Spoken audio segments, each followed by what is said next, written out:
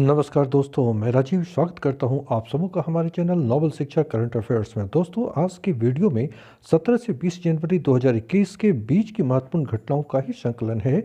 आज प्रश्न उत्तर के साथ इसे प्रस्तुत किया गया है, साथ ही इसका विश्लेषण भी मौजूद है। पहला प्रश्न है दोस्तों, राष्ट्रीय सड़क सुरक्षा अभियान की शुरुआत कब की गई? ऑप्शन ए 15 जनवरी, ऑप्शन बी 17 जनवरी, ऑप्शन सी 18 जनवरी और ऑप्शन डी 20 जनवरी। इसका सही उत्तर है सी 18 जनवरी। आइए इसे विस्तार से समझते हैं। केंद्रीय सड़क परिवहन और राजमार्ग मंत्री नितिन गडकरी द्वारा 18 जनवरी 2021 को राष्ट्रीय सड़क सुरक्षा अभियान की शुरुआत की गई। इस अभियान का उद्देश्य है भारत में सड़क सुरक्षा के बारे में जागरूकता पैदा करना, जिससे सड़क दुर्घटनाओं में कमी लाई जा सके।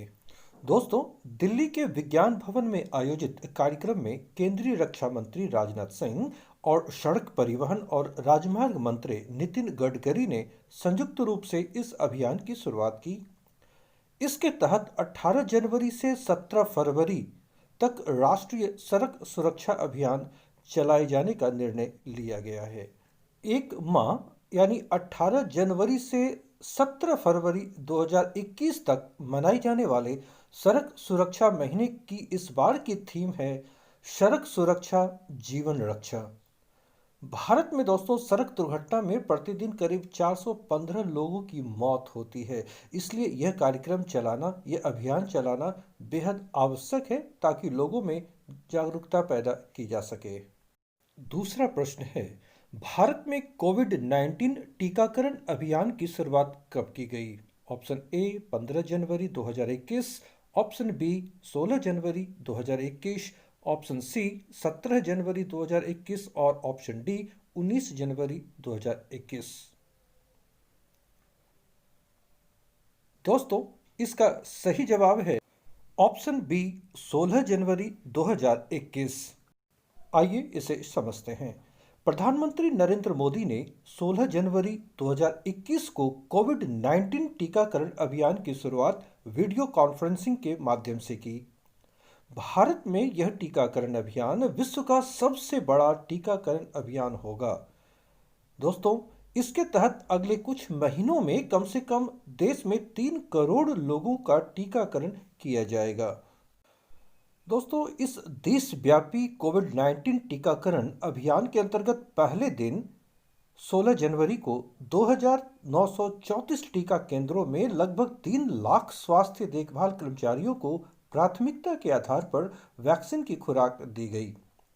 उल्लेखनीय है कि इससे पहले जनवरी 2021 में भारत सरकार ने कोविड-19 के 2 टीकों कोविशील्ड और कोवैक्सिन को आपातकालीन उपयोग की अनुमति प्रदान की थी। भारत में पहले चरण में 3 करोड़ और दूसरे चरण में 30 करोड़ लोगों को कोविड-19 टीकाकरण का लक्ष्य रखा गया है। अगले प्रश्न की ओर चलते हैं। निम्नलिखित में से किस देश में 14 वर्षों के अंतराल के पश्चात 2021 में राष्ट्रीय चुनाव आयोजित किए जाएंगे? Option A Syria, option B Lebanon, option C फिलिस्तीन और ऑप्शन डी साइप्रस। आंसर है ऑप्शन सी फिलिस्तीन। दोस्तों, पश्चिम एशिया में स्थित फिलिस्तीन में 14 वर्षों के अंतराल के पश्चात 2021 में राष्ट्रीय चुनाव होने जा रहे हैं। फिलिस्तीन के राष्ट्रपति महमूद अब्बास द्वारा इस वर्ष देश में 3 चुनाव, संसदीय, राष्ट्रपति और राष्ट्रीय परिषद के चुनाव कराने की घोषणा की गई है। घोषणा के अनुसार संसद के चुनाव 22 मई 2021 को, राष्ट्रपति चुनाव 31 जुलाई 2021 को और फिलिस्तीनी राष्ट्रीय परिषद चुनाव 31 अगस्त 2021 को कराए जाएंगे। उल्लेखनीय है कि फिलिस्तीन का पहला विधायी एवं राष्ट्रपति चुनाव 1996 में संपन्न हुआ था, जबकि पिछला विधायी चुनाव जनवरी 2006 में कराया गया था। यद्यपि यहां 2009 में चुनाव होने वाले थे, किंतु फतह एवं हमास के बीच संघर्ष के कारण उन्हें स्थगित करना पड़ा था। ये दोनों फिलिस्तीन में एक दूसरे के विरोधी संगठन हैं। अगले प्रश्न पर ध्यान देते हैं। G7 यानी ग्रुप 7 शिखर सम्मेलन में भाग लेने के लिए प्रधानमंत्री नरेंद्र मोदी को किस देश ने आमंत्रण भेजा है? ऑप्शन ए संयुक्त राज्य अमेरिका यानी USA, option B France, option C Canada और ऑप्शन डी यूनाइटेड किंगडम यानी यूके।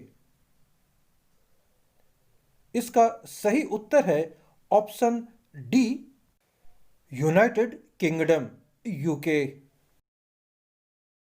दोस्तों, यूनाइटेड किंगडम यूके, जिसे हम आमतौर पर ग्रेट ब्रिटेन के नाम से जानते हैं, की सरकार ने प्रधानमंत्री नरेंद्र मोदी को G7 यानी ग्रुप 7 शिखर सम्मेलन में अतिथि के तौर पर आमंत्रित किया है। G7 शिखर सम्मेलन इस वर्ष 11 जून से 14 जून के बीच कॉर्नवाल, ब्रिटेन में आयोजित होने वाली है। ग्रुप 7 शिखर सम्मेलन में भाग लेने के लिए यूके की सरकार ने भारत के अलावा दक्षिण कोरिया और ऑस्ट्रेलिया के नेताओं को भी आमंत्रित किया है। उल्लेखनीय है कि G7 विश्व की सबसे प्रभावशाली और उन्नत अर्थव्यवस्थाओं वाले देशों का समूह है। ग्रुप 7 में शामिल देश हैं USA, Canada, France, Britain, Italy, Germany और जापान।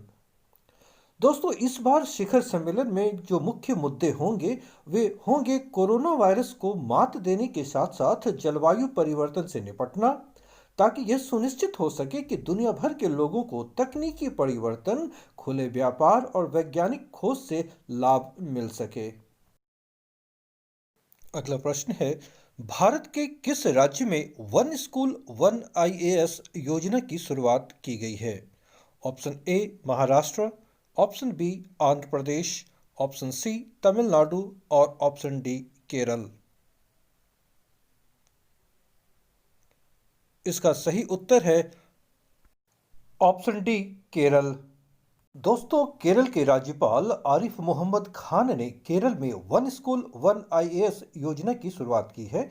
राज्य में इस योजना को वैदिक इरूडेट फाउंडेशन स्कॉलरशिप प्रोग्राम के तहत आरंभ किया गया है। इस योजना के तहत राज्य के 10,000 प्रतिभाशाली किंतु आर्थिक रूप से कमजोर बच्चों को मुफ्त में प्रशासनिक सेवाओं एवं अन्य प्रतियोगी परीक्षाओं के लिए कोचिंग दी जाएगी। नेक्स्ट प्रश्न है, ब्रिटिश सरकार ने ईस्ट इंडिया कंपनी के किस शीर्ष अधिकारी के इंडियन सिल्वर दरबार के मॉडल के निर्यात पर रोक लगा दी है? Option A Robert Clive, option B Lord Cornwallis, option C Warren Hastings और ऑप्शन डी लॉर्ड डलहौजी। इसका सही आंसर है ऑप्शन ए रॉबर्ट क्लाइव। दोस्तों, ब्रिटिश सरकार ने ईस्ट इंडिया कंपनी के शीर्ष अधिकारी रॉबर्ट क्लाइव के इंडियन सिल्वर दरबार के मॉडल के निर्यात पर रोक लगा दी है। इसमें गुलाब जल का फव्वारा, पानदान और हुक्का भी बना हुआ है। इस दरबार के मॉडल की कीमत करीब 7,30,000 पाउंड, जो भारतीय करेंसी में 7.25 करोड़ रुपये हैं। माना जाता है कि यह मुगलकालीन दरबार की झांकी है जो रॉबर्ट क्लाइव ने तैयार कराई थी। इसका उल्लेख क्लाइव ऑफ इंडिया पुस्तक में भी मिलती है। उल्लेखनीय है दोस्तों कि 18वीं शताब्दी में भारत को ब्रिटिश उपनिवेश बनाने में रॉबर्ट क्लाइव की मुख्य भूमिका रही थी। नेक्स्ट, 26 जनवरी 2021 अर्थात गणतंत्र दिवस के दिन परेड में शामिल होने वाली पहली महिला फाइटर पायलट निम्न में से कौन होंगी? Option A Bhawna Kant, option B Mohana Singh Jitarwal, option C Avani Chaturvedi और ऑप्शन डी सरला ठकराल। सही उत्तर है ऑप्शन ए भावना कांत। दोस्तों, भारतीय वायुसेना की महिला फाइटर पायलट भावना कांत 26 जनवरी 2021 को गणतंत्र दिवस परेड में शामिल होने वाली देश की पहली महिला फाइटर पायलट बनेंगी। वे परेड में भारतीय वायुसेना अर्थात आईएएफ इंडियन एयरफोर्स की ओर से निकाली जाने वाली झांकी का हिस्सा बनेंगी, जिसकी थीम है मेक इन इंडिया। दोस्तों, भावना बिहार के दरभंगा जिले के घनश्यामपुर प्रखंड के बाउर गांव की रहने वाली हैं। उनके पिता इंजीनियर हैं जो बरौनी रिफाइनरी अर्थात बरौनी तेल शोधनशाला में अपनी सेवाएं दे रहे हैं। भावना की स्कूली शिक्षा बरौनी रिफाइनरी स्थित डीएवी पब्लिक स्कूल में ही हुई है। इसके पश्चात उन्होंने बेंगलुरु के BMS कॉलेज ऑफ इंजीनियरिंग से डिग्री हासिल की है।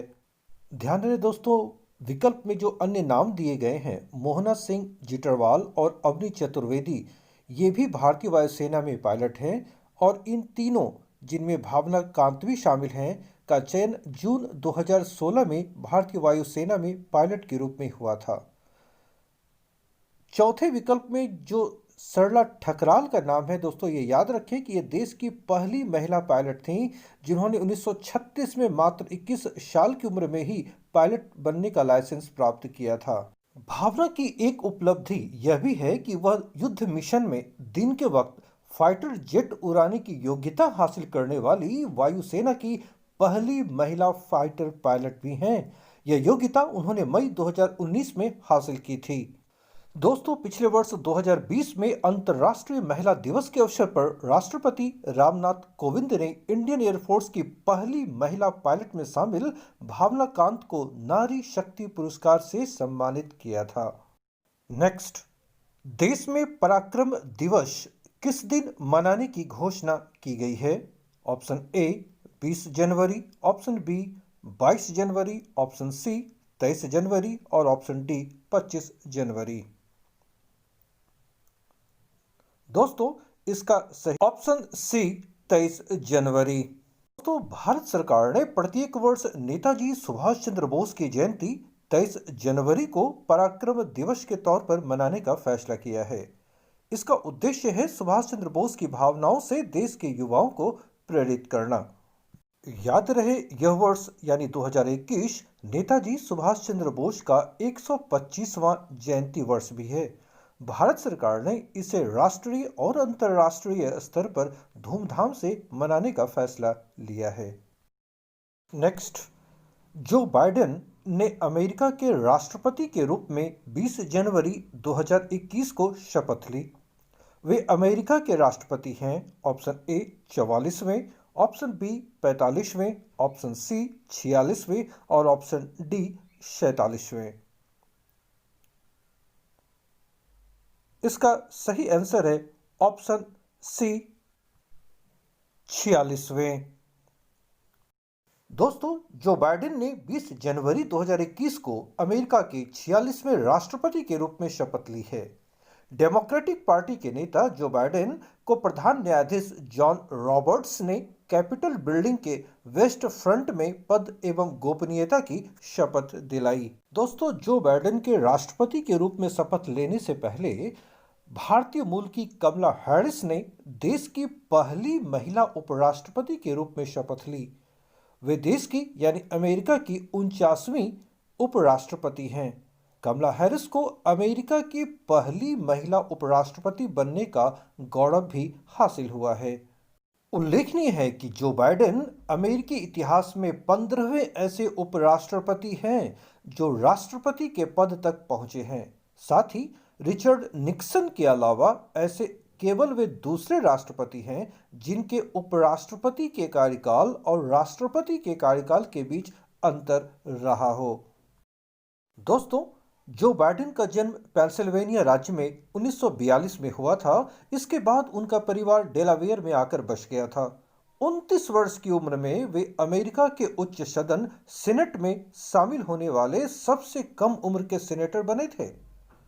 ध्यान रहे, जो बाइडेन 2008 से लेकर 2016 तक बराक ओबामा प्रशासन के दौरान उपराष्ट्रपति पद पर आसीन रहे थे।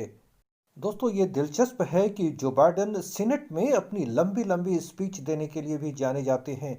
वे लॉ के प्रोफेसर रहे हैं और उन्होंने वाइडनर यूनिवर्सिटी डेलावेयर लॉ स्कूल में 1991 से 2008 तक पढ़ाया भी है। दोस्तों, अगर ये वीडियो आपको पसंद आ रहे हैं तो इसे लाइक अवश्य करें, दोस्तों के बीच शेयर करें और अगर आप नए हैं तो सब्सक्राइब करना ना भूलें ताकि आपको हमारे नए वीडियोस के नोटिफिकेशन यथाशीघ्र मिल सकें। ठीक है दोस्तों, थैंक यू फॉर वॉचिंग। मिलता हूँ नेक्स्ट वीडियो में।